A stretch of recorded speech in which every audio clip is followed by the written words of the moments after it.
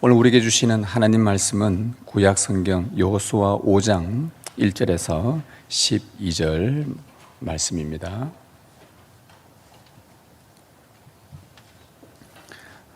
하나님의 말씀을 한 절씩 교독하겠습니다. 요단 서쪽의 아모리 사람의 모든 왕들과 해변의 가나안 사람의 모든 왕들이 여호와께서 요단 물을 이스라엘 자손들 앞에서 말리시고 우리를 건너게 하셨음을 듣고 마음이 녹았고 이스라엘 자손들 때문에 정신을 잃었더라.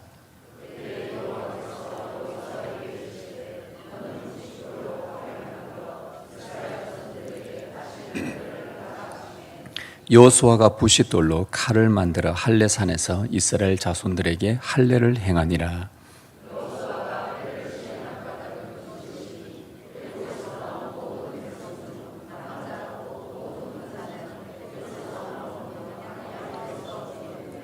그 나온 백성은 다 할례를 받았으나 다만 애굽에서 나온 후 광야 길에서 난 자는 할례를 받지 못하였음이라.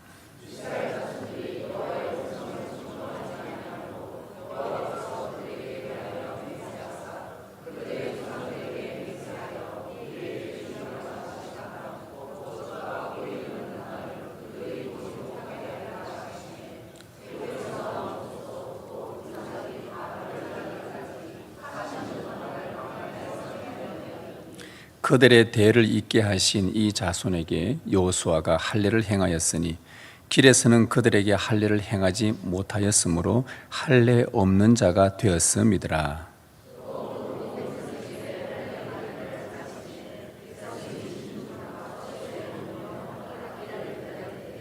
여호와께서 여호수아에게 이르시되 내가 오늘 애굽의 수치를 너희에게서 떠나가게 하였다 하셨으므로 그곳 이름을 오늘까지 길갈이라 하느니라.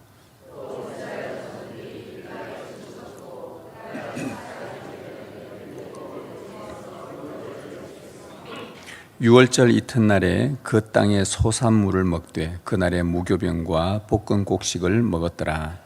또 그 땅의 소산물을 먹은 다음 날에 만나가 그쳤으니 이스라엘 사람들이 다시는 만나를 얻지 못하였고 그 해에 가나안 땅의 소출을 먹었더라. 아멘. 주님 감사합니다. 이제 우리가 주의 말씀을 듣겠습니다. 이 시간 주의 영으로 우리 가운데 함께 하셔서 말씀이 깨달아지는 은혜를 주시고 말씀이 우리 가운데 놀랍게 역사하여서 말씀이 이끌고 가는 대로 우리가 인도받을 수 있도록 주님 하나님의 말씀에 따르는 언약 백성들로 살아가게 하옵소서. 주님 말씀하여 주옵소서. 우리가 주의 말씀을 듣겠나이다. 우리 주 예수님의 이름으로 기도드리옵나이다. 아멘. 우리가 이번 주 수요일부터 있을 그 수요 기도에 대해서 좀 짧게 설명을 드리면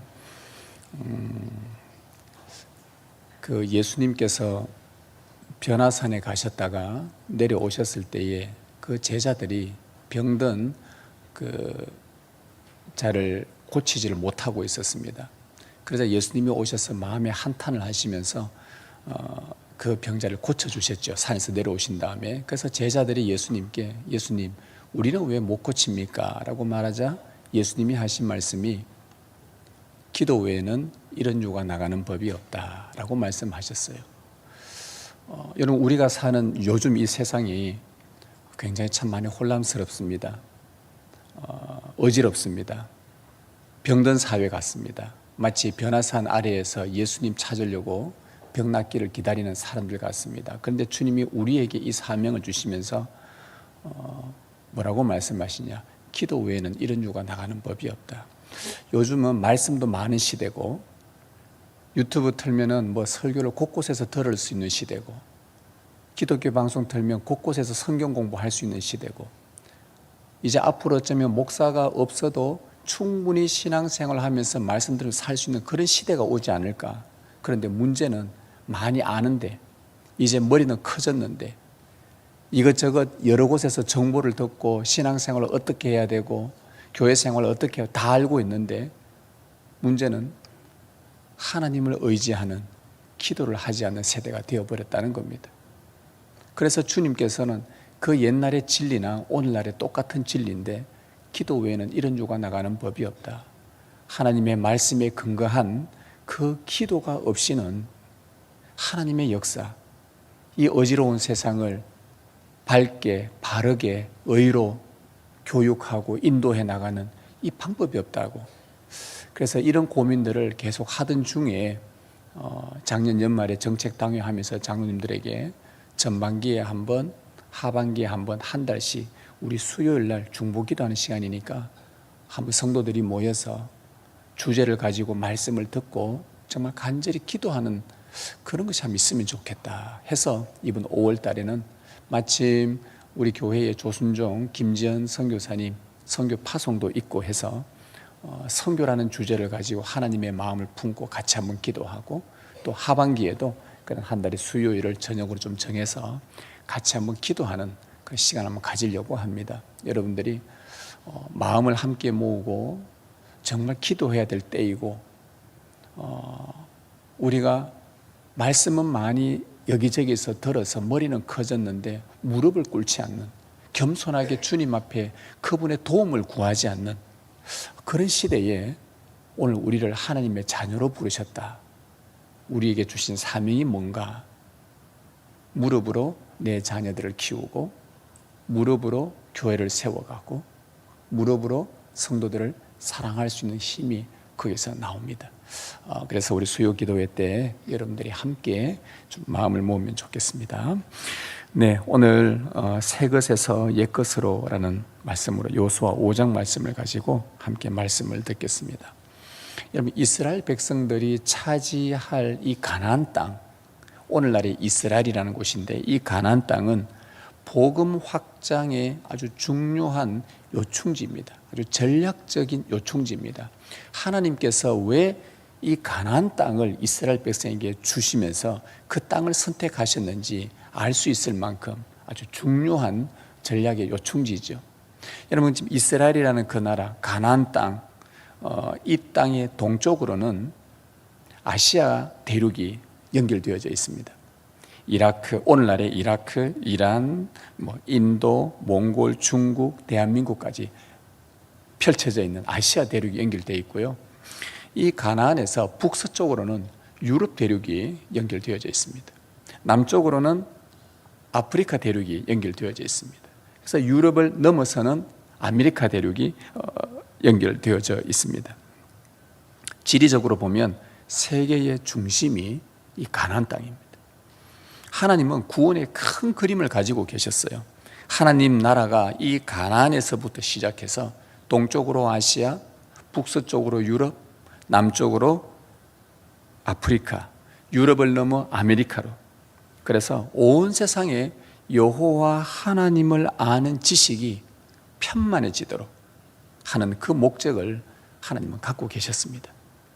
하나님은 이 구원을 이루기 위해서 이스라엘이라는 나라를 아주 오래전에 선택을 하셨습니다. 여러 나라 선택하실 수 있겠지만 하나님의 뜻입니다. 그 나라를 선택하셨고 그들에게 전략적 요충지인 가나안 땅에 들어가게 하시며 약속을 주시고, 거기에서부터 하나님 나라의 복음이 온 대륙으로 퍼져나가게 하는 것이 하나님의 구원의 큰 그림이었습니다. 이스라엘 백성은 하나님의 구원의 이 큰 그림을 정확하게 이 당시 때는 이해하지 못했지만, 약속을 따라서 요단강을 건너고 주님 말씀 순종하며 오다 보니까 마침내 그들이 갈망하던 가나안 땅에 도착을 했습니다. 근데 이스라엘 백성이 하나님의 인도하심으로 가나안에 도착은 했는데, 도착 막상 해보니까 그들 앞에 펼쳐져 있는 가나안 땅은 귀로만 들었던 그 땅을 정복할 것이다, 점령할 것이다 하니까 신나서 요단강도 건너고 탁 왔는데, 막상 도착해보니까 굉장히 넓은 광활한 그 땅에 협곡도 있고 골짜기 있고 평야도 있고 광야도 있고, 이 땅을 어떻게 점령해야 되는가? 막상 도착해 보니까 그것은 그들에게 큰 도전이었고 힘든 과업이었습니다. 하지만 하나님께서 여기까지 인도하셨다면 분명히 이유가 있을 것이고요, 아무리 어려운 과업이라도 충분히 해결할 방법도 주신다는 것을 이들이 알게 됩니다. 하나님이 어떻게 하셨는가를 한번 보면은 1절에 보면 요단 서쪽의 아모리 사람의 모든 왕들과 해변에 가나안 사람의 모든 왕들이 여호와께서 요단 물을 이스라엘 자손들 앞에서 말리시고 우리를 건너게 하셨음을 듣고 마음이 녹았고 이스라엘 자손들 때문에 정신을 잃었더라. 그럼 이스라엘이 이제 요단강을 건너 도착한 곳이 길갈이라는 곳인데 이제 가나안 땅의 관문입니다. 그런데 그것을 차지하는 것은, 그 땅 전체를 차지하는 것은 너무나 힘든 일이고 어려운 일이지만 도착해 보니까 하나님께서 이미 그 땅의 왕들과 백성들까지 그들의 마음을, 간담을 서늘하게 다 녹여버렸다는 것입니다. 정말 어려운 도전이고 힘들 거라고 생각했는데 막상 도착해 보니 하나님께서 요단 강물을 말리신 하나님, 이 가나안 사람들이 이스라엘이 다 건널 때까지 물이 흘러 넘치지 않고 멈춘 상태로 계속 있게 하신 그 위대한 여호와의 이야기를 들었을 때에 왕부터, 오늘 말씀 보니까 아모리의 왕들, 그 가나안의 대표적인 민족이 아모리 족속인데 거기에 왕들, 또 해변가에 있는, 오늘날로 말하면 팔레스타인과 그 페니키아 이쪽 지역에 있는 거기에 왕들, 그리고 백성들까지 모두가 다 간담이 녹아내렸다. 그들은 큰 두려움에 휩싸여 정신을 잃었다라고 묘사를 합니다. 소문으로만 듣던 홍해를 갈랐던 그 여호와가 실제로 자기들이 가나안 사람들이 살고 있는 접경지인 요단 물을 멈추게 하고 기적적으로 이스라엘 백성들을 건너게 하셨다라는 이 능력을, 말로만 들었던 홍해 가름이 이제는 실제로 요단강을 멈추게 했던 그 능력을 이들이 재확인하고서는 충격과 낙담이 배가 되어버렸습니다. 아무것도 못합니다. 이스라엘 배후에는 여호와라는 전능한 하나님이 계신다는 사실에 그들은 두려움에 사로잡혔습니다. 여러분, 하나님께서 온 세상을 구원하는 방법, 복음을 전할 사람을 선택하고요, 그 선택할 사람을 하나님이 필요한 곳에 보내면은 그 보냄받은 사람은 도착하는 순간 막막합니다. 조선 땅에 처음 발 디뎠을 때에 언더우드 선교사와 알렌 선교사, 이런 선교사들이 그 땅을 밟고 조선 땅을 보니까 얼마나 막막했는지, 고집스럽게 생겼고 말 지독시리도 듣지 않게 생긴 이 조선 사람들 보면서 하나님, 너무 막막합니다, 답답하다는 선교 편지를 썼습니다. 그래요. 그런데 놀라운 것은 말씀에 따라 순종하여 가보니까 하나님께서 이미 그곳 사람들의 마음을 다 녹여버렸더라는 것입니다. 이게 하나님의 역사예요. 막상 답답하고 암담했던 조선 땅에 선교사님이 와서 복음 전하려고 해보니까 이미 중국을 통해 가지고 복음을 들은 사람들이 있어, 세례받을 사람들이 준비되어 있더라는 거예요. 이게 하나님의 역사입니다. 하나님께서 이미 그곳 사람들의 마음을 다 녹이시는, 바꾸어 놓는 것을, 그래서 복음이 점점 역사하는 것을 우리는 역사를 통해서, 교회 역사를 통해, 세계 역사를 통해, 성경 역사를 통해 확인하게 됩니다. 시편 말씀에 보면 하나님께서 임재하시자 높은 산들이 밀랍같이 녹아버렸다라는 묘사가 있습니다. 시편 97편에 나오는데요, 산들이 여호와 앞, 곧 온 땅의 주 앞에서 밀랍같이 녹았도다.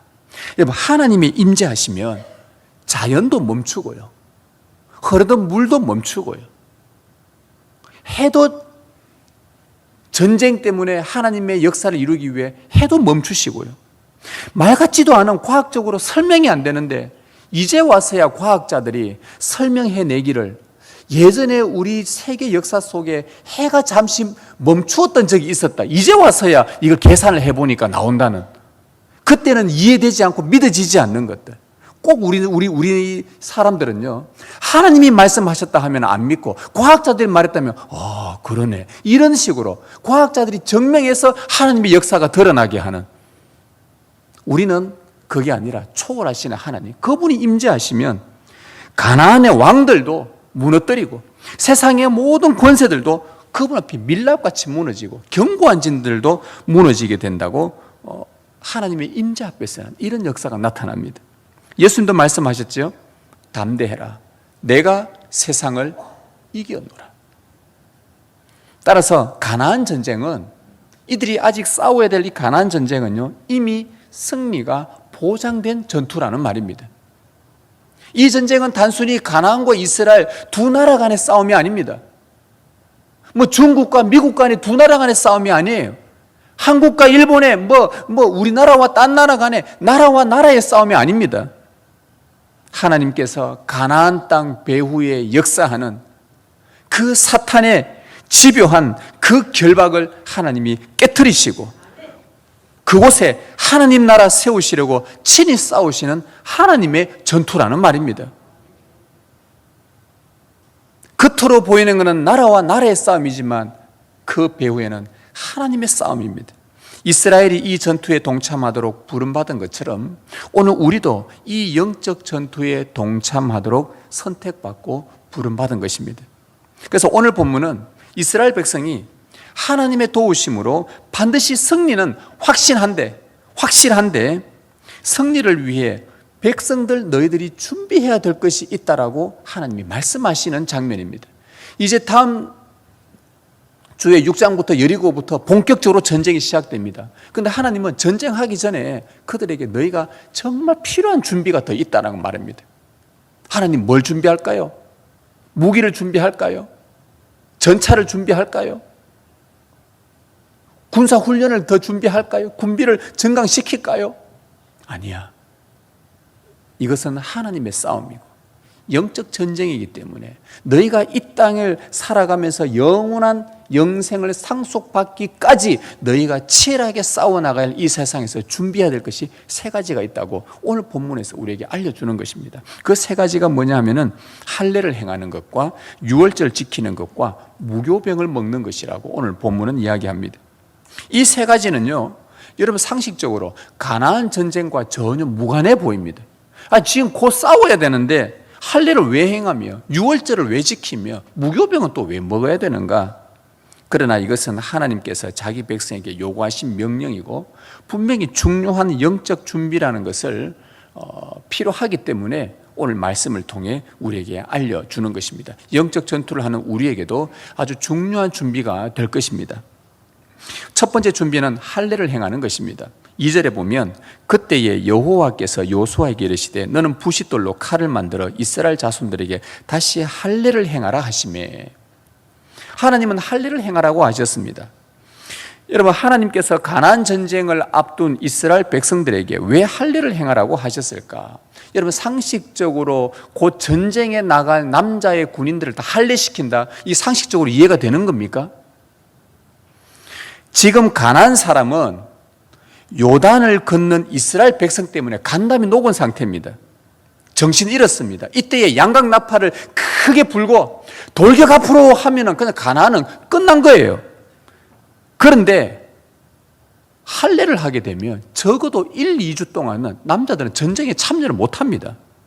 혹 이 정보가 가나안에 흘러 들어가면 가나안 사람들은 이게 기회다 싶어 이스라엘을 바로 공격하면요, 이스라엘이 치명적이 됩니다.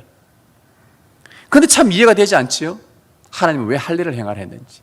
가나안과의 전쟁을 앞두고 하나님은 이 전쟁을 단순히 나라와 나라의 싸움이 아니라고 말씀하십니다. 하나님의 전쟁이라는 것을 이스라엘 백성에게 알려주고 싶은 거예요. 하나님께서 친히 이 싸움을 내가 싸울 것이니까 이미 승리는 확정되었고 이 승리를 얻기 위해 더 중요한 것은 너희가 할례를 통해 내가 하나님의 언약 백성이라는 이 정체성을 다시 한번 확인하는 것이 더 중요하다는 것을, 이것이 중요한 영적 준비라는 것을 일깨워 주기 위해서였습니다. 여러분, 구약시대 할례는 하나님의 백성이 되었다는 표시로 봤습니다. 아브라함 때 약속을 주시면서 할례를 행하게 했었죠. 너 이제부터 내 백성이다.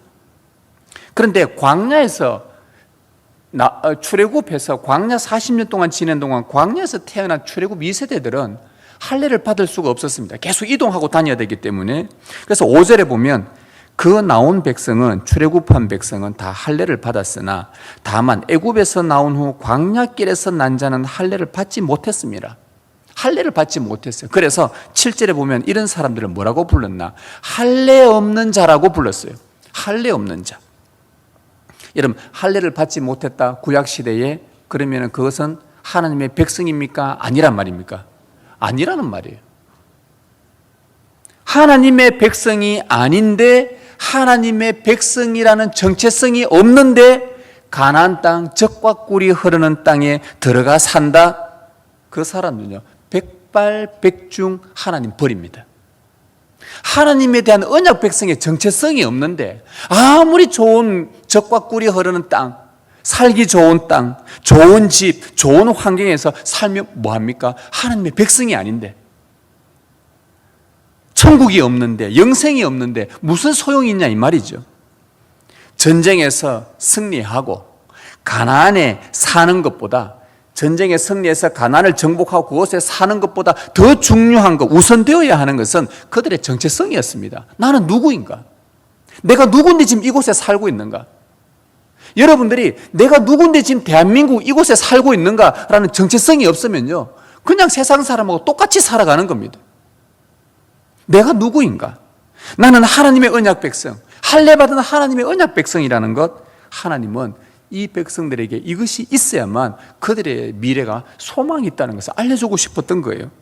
9절에 여호와께서 여호수아에게 이르시되 내가 오늘 애굽의 수치를 너희에게서 떠나가게 하였다 하셨으므로 그곳 이름을 오늘까지 길갈이라 하느니라.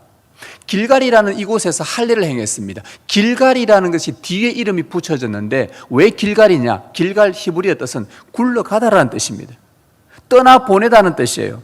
무엇을 떠나보내는 겁니까? 여기에서 할례를 행함으로 자기들이 하나님을 모르고 애굽의 종으로 살면서, 하나님 없이 살면서, 애굽의 종살이 비참하게 살면서 그 과거에 자기들이 겪었던 수치와 부끄러움들은 다 굴러가 버리고 다 떠나가고, 광야에서 하나님 시험하고 하나님 원망하고 하나님 대적하다가 언약을 파기했던 우리 아버지 세대들, 우리 어머니 세대들, 그들의 그 불순종한 아버지 세대의 자녀로서 가지고 있던 수치와 부끄러움들 이제 너희들 다 굴러내버리고 다 떠나보내게 하겠다.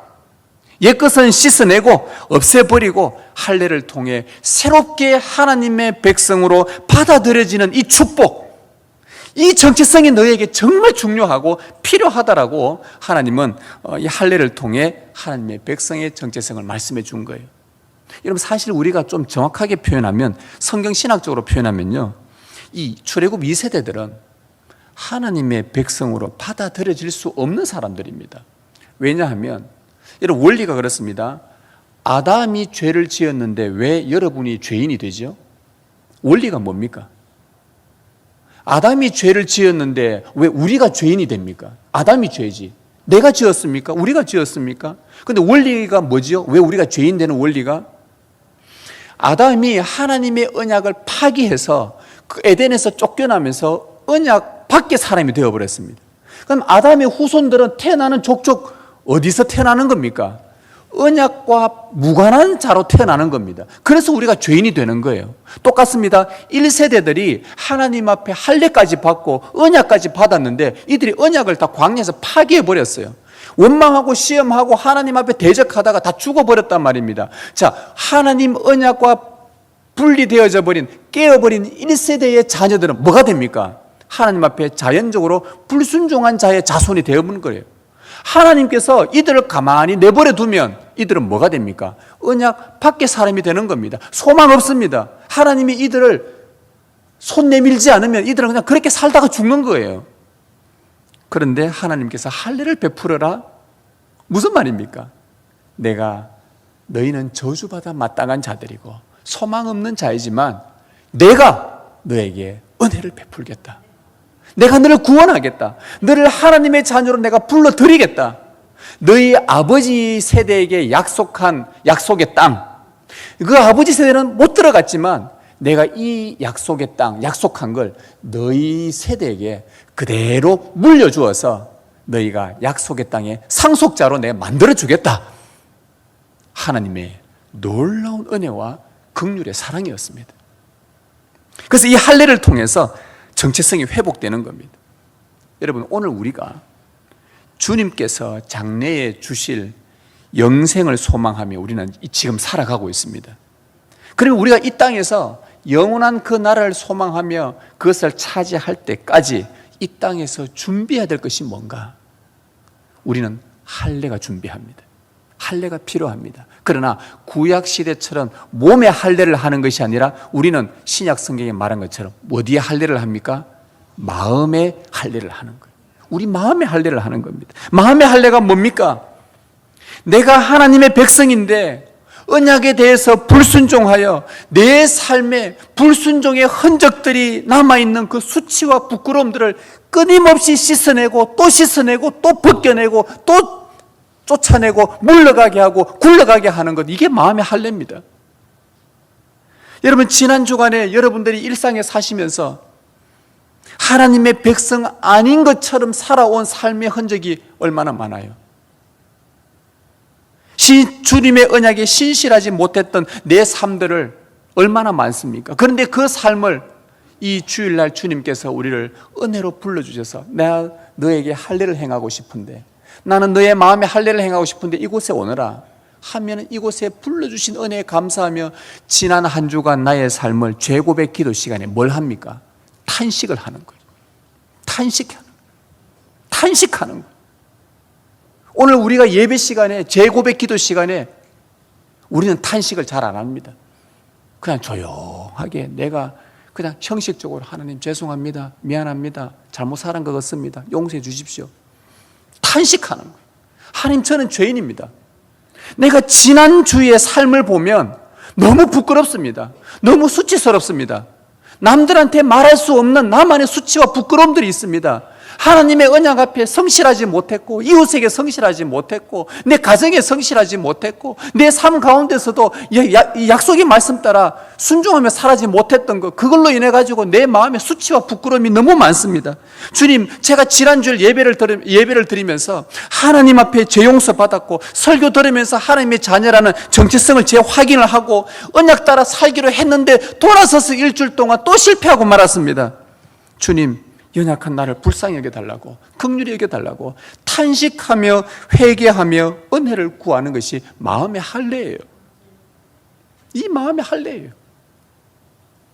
하나님과 우리 사이의 관계를 새롭게 하는 것. 비록 범죄는 했는데 하나님께서 내가 다시 너의 하나님이 되어주마, 너는 다시 내 백성이 되어라 하면서 회복되는 언약 갱신, 옛것은 다 굴러내서 갖다 버리고 언약을 따라 하나님의 백성으로 다시 살아가겠다고 또 이 시간에 나와서 주님 앞에 새롭게 다짐하는 것, 이것이 마음의 할례입니다. 여러분, 우리가 영원한 생명, 소망, 약속의 땅 천성을 향해 영생을 상속받기까지 하나님 앞에 우리는 언제든지 나와서 내 마음에 성령께서 새겨주신 하나님의 언약 백성이라는 것을 잊지 않기를 바랍니다. 마음의 할례를 하시기를 바랍니다. 새롭게 언약 갱신하는 하나님의 백성임을 잊지 않기를 바랍니다. 이것을 우리는 준비해야 되는 겁니다. 이것이 우리의 준비입니다. 두 번째 준비는요, 유월절을 지키는 겁니다. 10절 말씀에 또 이스라엘 자손들이 길갈에 진쳤고 그 달 14일 저녁에는 여리고 평지에서 유월절을 지켰으며, 하나님은 가나안 전쟁을 앞둔 이스라엘 백성에게 왜 유월절을 지키라고 하셨을까? 여러분, 유월절을 지키면서 이 가나안과 전쟁할 때 너희가 기억해야 될 것이 하나 있다라고 상기시켜 주는 겁니다. 무엇을 기억할까요? 여러분, 유월절을 지킨다 하면 이 이스라엘 백성들은 무엇을 기억할까요? 지금도 이스라엘 2025년 지금도 이스라엘 땅에 유대인들이 유월절을 지킵니다. 1년에 한 번씩 지킬 때마다 그들은 무엇을 떠올릴까요? 그 옛날 자기 조상들이 출애굽할 때 어린 양의 피로 문에 발랐더니 구원받았다는 것, 애굽이 심판을 받는데 우리는 구원받았다라는 것, 이걸 기억합니다. 어린 양의 피로 구원받았다, 어린 양의 피로 구원받았다. 그날이 유월절입니다. 여러분, 그 당시 때 한번 떠올려 보십시오. 이스라엘 백성들이 손에 어떤 무기를 들고 있었습니까? 없었어요. 아무것도 없었는데 그날 밤에 애굽이 초토화가 되었습니다. 이스라엘은 손 하나 되지 않았는데 애굽이 초토화가 되어버려, 장자들이 다 죽임 당해버렸습니다. 이스라엘은 애굽과 싸우지도 않았는데 그 당대 최고의 군사력인 애굽 군대가 홍해에 수장되어 버렸습니다. 손도 대지 않았는데 이게 무슨 말입니까? 하나님께서 친히 싸우셨다는 말입니다. 이처럼 앞으로 요단강을 걷는 이들 앞에 놓여 있는 가나안 전쟁도 마찬가지라는 거예요. 이거는 무슨 전쟁이다? 하나님의 전쟁이라는 것을 너희가 기억하라는 겁니다. 하나님의 전쟁은 하나님의 방법으로만 이길 수 있다라는 것을 알려주는데, 하나님 방법이 뭐였습니까? 유월절을 지키면서 무엇을 기억합니까? 문에 바른 어린 양의 피, 십자가에서 피 흘리신 어린 양의 예표이신 예수 그리스도를 온전히 신뢰하고 평생 의지하며 바라보는 그것이 너희들이 영적 전쟁에서 승리하는 하나님의 방법이라는 걸 알려주는 겁니다. 이스라엘 백성들이 유월절날 그들이 살아남은 방법, 구원받은 방법, 애굽을 초토화시키고 자기들이 이긴 방법은 자기들의 손에 무기를 든 게 아니라 어린 양의 피를 문 앞에 발랐던 것, 이걸 믿은 것뿐이에요. 정말 이걸 바르면 우리가 구원받을까? 애굽 사람들은 바르지 않았어요. 소문도 못 들었겠지만 혹 지나가다 들은 사람은 발라볼까? 에이, 설마 이게 나를 구원할까? 안 바른 사람들은 다 죽었습니다. 진짜 어린 양의 피가 구원한다는 겁니다. 예수 그리스도의 피가 우리를 구원한다라고 주님은 온 세상에 이 약속을 선포를 하셨습니다. 여러분, 구약의 유월절은 오늘날 우리는 무엇으로 지키는가? 고난주간을 포함한 부활주일로 지키고 있습니다.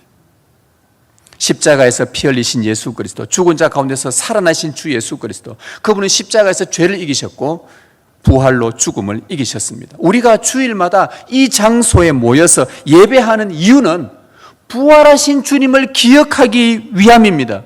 주일은 우리를 새롭게 하는 날이에요. 다시 태어나게 하는 날이에요. 다시 살리는 날이에요. 부활하신 주님을 기억하는 날입니다. 매주일 예배를 통해서 우리의 죄 용서를 위해 십자가에서 사단과 처절하게 싸우고 승리하신 예수 그리스도를 기억하고, 우리의 의를 위해서 부활하심으로 사탄과 싸우고 죽음과 싸워 승리하신 예수 그리스도를 또 기억을 계속하면서 이 주님을 잊지 않고 기억하며 주일날 예배하는 것.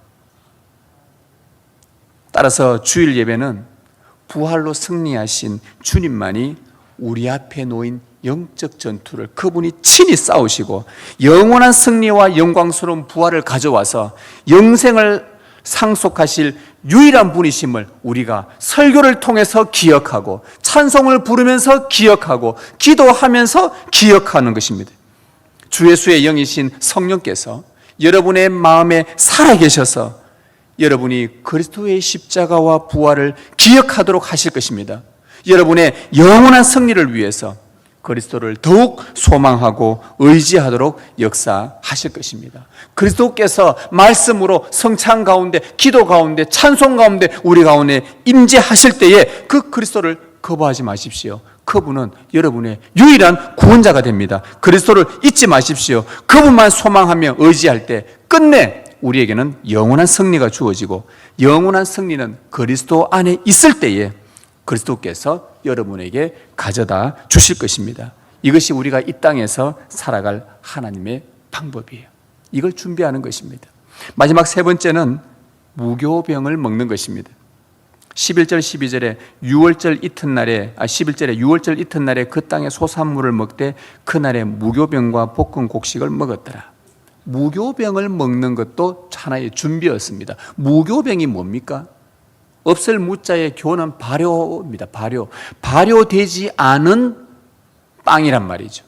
물론 우리는 우리나라 성경 번역할 때 옛날에는 우리나라는 떡을 먹는 문화다 보니까 무교병, 떡병자를 써서 무교병이라 하지만 실제 이스라엘은 빵입니다. 그게 그들의 주식이죠. 누룩을 넣지 않은 빵입니다. 자, 누룩을 넣지 않는 무교병을 그들은 1년에 한 번씩 먹습니다. 언제요? 무교절 때. 그걸 먹을 때마다 무엇을 떠올리겠습니까? 아들한테 얘들아, 이번 한 주는 무교병을 먹는 날이다. 평소 때는 누룩을 넣고 반죽하고 부풀려서 맛있는 빵을 먹는데 아버지, 어머니, 왜 이번에는 누룩이 없는 이 맛없는 이 빵을 먹어야 합니까? 그러면 아버지 어머니가 무엇을 들려줄까요? 얘들아, 그 옛날 출애굽 할 때에 우리의 조상들이 애굽에서 급히 빠져나온다고 발효시킬 겨를이 없었다. 그래서 우리는 그것을 기억하고 기념하면서 이 무교병을 먹는 것이다. 평소 같으면 누룩 넣고 충분한 시간을 가지고 발효시킨 다음 빵을 만들어 그들이 식사를 했을 텐데 애굽에서 급하게 빠져나오다 보니 그럴 시간이 없어서 누룩 없는 빵을 먹었다. 그러면 이스라엘 백성들은 요단강을 건넌 이후에 무교병을 먹으면서 무엇을 기억하는가? 그들의 아버지 세대가 애굽에서 서둘러서 탈출했다는 것을 기억합니다. 그래서 무교병의 핵심은 뭐냐? 애굽에서 급히 나왔다, 빨리 나왔다, 속히 나왔다. 여기에 초점을 맞춥니다. 왜 급히 나오게 하셨을까요? 애굽 그곳에 하나님의 심판이 임할 것이기 때문에. 따라서 하나님의 심판이 임할 그 세상에 거기에서 계속 머뭇거리지 말고 여기가 좋사오니 하고 거기에 좋은 것들, 내 좋아하는 욕망들, 쾌락을 따라서 쫓아 추구하지 말고 소망 없는 곳에 밀어두지 말고 빨리 그곳에서 빠져나오라는 말씀입니다. 무교병을 먹는 이유는 바로 그것 때문이에요. 여러분, 그 아브라함의 조카 롯이 어디에 살았습니까? 소돔 땅에 살았지요. 그때 소돔 땅은 성경에 뭐라고 기록했냐? 에덴 동산 같았다고 했습니다. 다시 말하면 사람들이 살기가 너무 좋은 곳이었어요. 최고로 좋은 곳이었어요. 그런데 그곳은 하나님께서 얼마 있지 않으면 심판할 곳이었습니다. 사람들은 눈이 가려져서 귀가 가려져서 모르지요. 이곳이 이렇게 살기 좋은데 갑자기 이곳이 멸망한다? 여러분, 이 땅, 우리 지금 살고 있는 이 대구 시지 지역에, 이 경산 지역에 살기 좋잖아요. 많은 분들이 그래요. 저희 교회 와보면서 야, 위치 좋다, 살기 좋다, 요 뭐 더 이상 저 시내로 안 가도 되고, 요 돌아서면은 바로 이 정서도, 시골 정서도 나고, 뭐 너무너무 좋은 곳이다. 여러분, 이거 내일 하나님이 이곳을 멸망시킵니다, 유황불 하늘에서 쏟아부어서 폭발시킵니다 하면 여러분 믿을 것 같습니까? 아무도 안 믿을 겁니다. 너무 살기 좋은 곳, 소돔이 너무너무 살기 좋아서 에덴 동산 같았다 그랬어요. 그런데 그곳을 심판하실 것은 하나님만 알고 있었습니다. 그래서 하나님이 천사들을 보냈어요. 보내가지고 아브라함의 조카, 아브라함 때문에 긍휼을 베풀어서 조카 롯을 건져내려고 했어요. 거기서 빨리 나오라 하니까 와이프도 미적미적거리고 사위들도 농담하지 마라 미적거리고 딸들도 어적어적거리고, 이 롯은 그래도 믿음이 있었는가? 그 말을 듣고 빨리 가고 싶은데 이 가족들이 아무도 안 가네. 그럴 때는 어떻게 해야 됩니까? 여러분의 가족이 여기서 멸망한다는 얘기를 들어서 하는 메시지, 가족들이 아무도 안 간대. 여러분 어떻게 하실래요? 그럼 뭐 누가 알아서 해라, 내 혼자 살게. 그럴 부모 있습니까? 롯이요 막 애가 탑니다. 하다도 안 되니까 하나님께서 천사를 직접 롯의 손도 붙잡고 와이프 붙잡고 딸들 붙잡고 막 끄집어냈어요. 그래서 그 바깥에 멸망할 성에서 나와서 가는데 와이프가 도무지 여기가 너무 좋은데 여기가 왜 멸망한단 말이고, 이 좋은 곳에 무슨 이상한 소리 하냐고 남편 보고 욕 태바가지 하고 바가지 끌고, 뭐가 여기서 지금 죽는단 말이냐, 이 좋은 곳에 왜 놔두고 가느냐, 나는 요 좋다, 당신네 가라, 나 여기서 다른 남자 만나 다시 살란다, 이러고 있단 말이에요. 지금 그러고 있는 거예요. 지금 하나님이 너무 답답해서 천사 보내서 막 데리고 가는데 그 여인이 머뭇거리다 뒤를 돌아보다가 소금 기둥이 됩니다. 이게 무슨 이야기입니까? 멸망할 곳, 성윤리가 무너져 있는 곳, 동성애로 창궐한 곳, 하나님께서 죄가 관영해서 이제 곧 심판하려고 하는데 아무도 몰라. 그래서 하나님께서 거기서 급히 빼내는 거예요. 빨리 빠나오로. 그래서 창세기는 급히 빼낸 이것을 가리켜 뭐라 그러냐, 하나님께서 그에게 인자를 더하셨더라. 무교병이 무슨 말입니까? 그 멸망할 곳에서 급히 빼내는 거예요. 하나님께서. 애굽은 하나님에 대하여 무지한 세상을 상징합니다. 하나님의 구원에 무관심한 세상을 상징합니다. 인본주의가 가득한 곳입니다. 인간의 생각과 소견과 경험과 과학을 의지하면서 철저하게 거기에 의존해서 살아가는 곳입니다. 그들이 만든 문화에 동화되어서 살아가는 곳입니다. 그러나 우리가 알다시피 하나님의 주권을 인정하지 않는 곳은 소망이 없습니다. 소망 없어요. 에덴 동산 같으나 멸망할 곳입니다. 자기 생각과 주장에 따라서 살아가는 인본주의며 죄만 가득할 뿐, 성경은 이런 곳을 가리켜 뭐라고 묘사했냐? 누룩이라고 묘사를 했어요. 누룩이다. 누룩은 그 밀가루를 반죽한 것을 부풀리게 하는 것처럼 죄를 전염시키고 악이 퍼져나간다라는 이 누룩, 바로 그 역할이라는 것, 그 성질을 가지고 말한 겁니다. 구약시대의 이스라엘 백성들은 1년에 한 번 무교절이 다가오면, 1년에 한 번입니다. 1년에 7일 동안 무교절을 지키는데, 그 무교절을 지키기 한 주 전부터 온 가족이 총동원되어져서 뭐하냐? 집안에, 자기들 물건들 안에 모든 것이 누룩이 있는 것은 다 제거하는, 일주일 동안 제거하는 의식을 거행합니다. 벽마다, 천장에, 부엌에, 그릇에, 우리 옷에, 집 곳곳에, 자기 물건들 곳곳에 누룩이 조금이라도 있다고 한다면 그거 제거하는 일을 무교절 한 주 전에 이 일들을 시행을 합니다. 오염된 곳을 제거한다는 의미죠. 사도 바울은 이 발효성이 강한 누룩을 죄와 부패의 상징으로 봤고요. 누룩 제거하는 것을 뭐라고 했냐? 거룩하게 되는 것, 성화라고 묘사를 했습니다. 그래서 죄에서 빠져나오는 것, 더러운 곳에서 급히 빠져나오라고 합니다. 바울이 이런 말이에요. 적은 누룩이 온 덩어리에 퍼지는 것을 알지 못하느냐? 이러므로 악한 누룩으로 하지 말고 오직 순전함과 진실함의 빵으로 하자. 언약 백성은 이 땅에서 평생 영적 전쟁을 치르며 살 자들인데, 그 영적 전쟁의 내용은, 우리가 영적 전쟁의 내용이 뭐냐? 다름 아닌 죄가 있는 곳, 죄로 부패되어져 있는 곳을 멀리하고 자신의 몸과 마음을 어떻게든 하나님께로 향해서 거룩하게 나가는 것, 이것이 영적 전쟁입니다.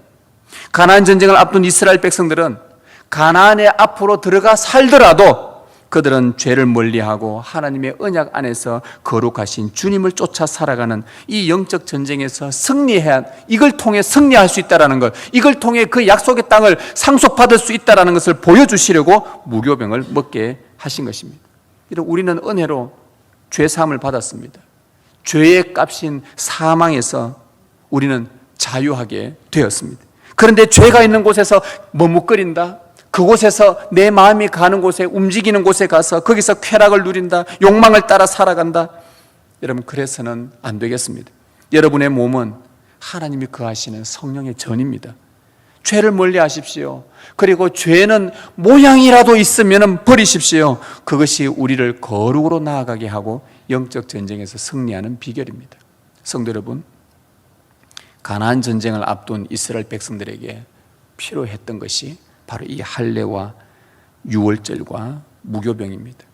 앞으로 우리가 치를 많은 영적 전쟁, 영생을 상속받기까지 우리가 이 땅에서 치러야 될 영적 전쟁도 마찬가지로 이 세 가지 준비입니다. 하나님의 언약 백성으로서의 정체성을 확고히 하는 이 마음의 할례, 어린 양이신 주 예수 그리스도를 온전히 소망하며 의지하는 믿음, 그리고 죄를 멀리하고 거룩을 향해 살아가는 삶. 여러분, 이 세 가지는요, 우리에게 중요한 기독교 교리의 순서를 알려줍니다. 할례는 옛것을 제거하고 굴러가게 하고 버리는 회개를 의미합니다. 유월절은 어린 양이신 주 예수를 믿는 믿음으로 의롭게 되는 칭의를 의미합니다. 무교병은 죄를 멀리하는 성화를 의미합니다. 여러분, 이 세 가지는 회개와 믿음의 칭의와 성화는 중요한 우리의 신앙의 구원의 서정입니다. 철저한 회개는 우리를 참 믿음으로 인도하고요, 참 믿음은 어린 양으로 오신 주 예수를 온전히 의지함으로 의롭다는 칭함을 얻게 해주고요, 믿음으로 의롭게 된 자는 죄를 멀리하는 성화의 삶을 살아갑니다. 그러다가 우리 주님 재림하시면 우리는 영광스러운 몸의 부활과 함께 영화롭게 되는 상태로 들어가게 됩니다. 이스라엘 백성이 가나안을 얻기까지 그들에게 필요했던 이 세 가지, 동일하게 우리 앞에 놓인 영원한 나라, 영생을 상속받기까지 이 땅에 살면서 우리가 준비할 이 세 가지, 생명에 이르는 회개로 마음의 할례를 하셔서 여러분, 하나님의 언약 백성이라는 이 정체성을 날마다 재확신하시기를 바랍니다. 십자가와 부활의 주 예수 그리스도만 온전히 소망하고 신뢰하는 마음으로 내가 의롭다 칭함을 받은 이 신분을 확고히 붙들며 살아가기를 바랍니다. 그리고 죄에 대하여 죽고 의에 대하여 살게 되었으니 죄를 멀리하고 우리의 욕망을 쫓아 쾌락을 쫓아 살지 말고 그곳에 밀어두지 말고 멸망할 이 세상에 우리의 마음을 두지 말고 주님의 거룩함을 쫓아 살아가는 여러분 되시기를 바랍니다. 주님의 은혜와 평강이 함께 하시길 축복합니다.